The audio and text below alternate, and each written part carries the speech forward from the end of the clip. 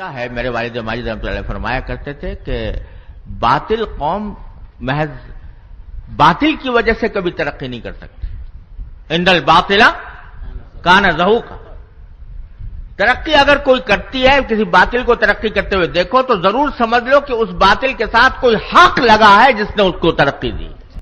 تو یہ ساری باطل اقوام جو ترقی کرتی نظر آ رہی ہیں وہ اپنے فسق و فجور کی وجہ سے نہیں، اپنے غلط عقائد کی وجہ سے نہیں، اپنی عریانی فحاشی کی وجہ سے نہیں، اپنے بے دینی کی وجہ سے نہیں. وہ ترقی اگر کر رہی ہیں تو کچھ حق صفات انہوں نے اختیار کی ہیں جو در حقیقت ہمارے دین کی تعلیم تھی. اس کی وجہ سے ان کو ترقی ملی. اس کی وجہ سے ان کو دنیا کے اندر اللہ تعالیٰ نے یہ قاعدہ رکھا ہے کہ کافر کرے کام یا مسلم کرے، جیسا کام کرے گا دنیا میں ویسا نتیجہ پالے گا. وہ آخرت کا معاملہ اور ہے. آخرت میں تو ایمان شرط ہے عمل کا ثواب ملنے کے لیے، لیکن دنیا میں مسلمان کرے یا کافر کرے، جیسا کام کرے گا ویسے نتائج اس کو دنیا کے اندر مل جائیں گے. تو ان لوگوں نے جد و جہد کی، محنت کی، قوم کی تربیت کی، ان کو طریقہ سکھایا. اس کے نتیجے میں اب آپ کو میں مثال ایک اور دیتا ہوں. ایک مرتبہ میں برطانیہ میں ایک ٹرین کے اندر جا رہا تھا، تو مجھے ضرورت پیش آئی کہ میں غسل خانے میں جانے کی ضرورت پیش آئی. تو وہاں جا کے دیکھا تو اس پر لکھا ہوا تھا کہ یہ آکوپائیڈ ہے، یعنی ابھی اس میں اندر کوئی ہے. تو میں آ کر بیٹھ گیا کہ جب خالی ہوگا تو چلے جائیں گے. تھوڑی دیر کے بعد میری نظر پڑی تو ایک خاتون وہاں پر کھڑی ہوئی تھی، اور جیسے کوئی انتظار میں کھڑا ہوتا ہے، اور تختی پر اب آکوپائیڈ لکھا ہوا نہیں تھا، خالی پڑا ہوا تھا.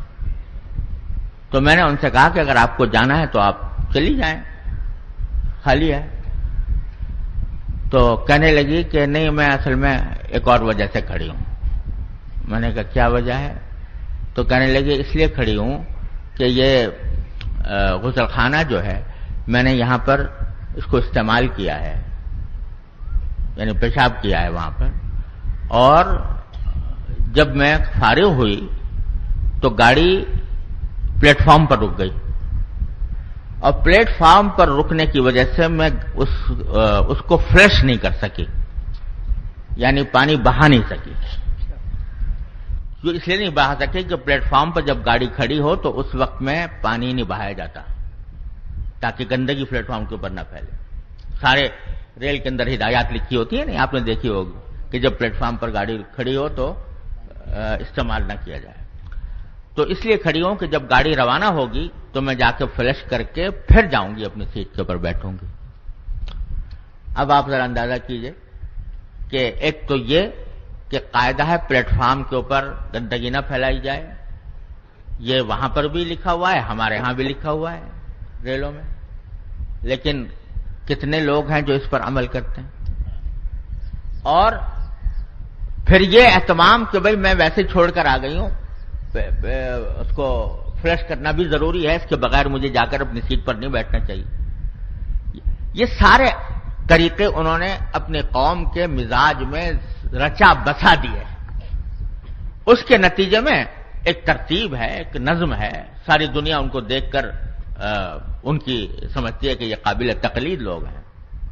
یہ ساری باتیں ہمارے دین کی باتیں تھیں، لیکن انہوں نے ان کو اختیار کر لیا اور اس کے نتیجے میں وہ آگے بڑھ گئے، دنیا میں آگے بڑھ گئے.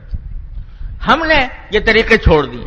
تجارت کو دیکھو، تجارت کے اندر امانت، دیانت یعنی سچائی، وہ ان کے ہاں آخرت کا تصور ہو یا نہ ہو وہ تو ہے ہی نہیں ان کے ہاں، لیکن اپنی تجارت کو فروغ دینے کے لیے انہوں نے امانت اور دیانت کو اختیار کر لیا.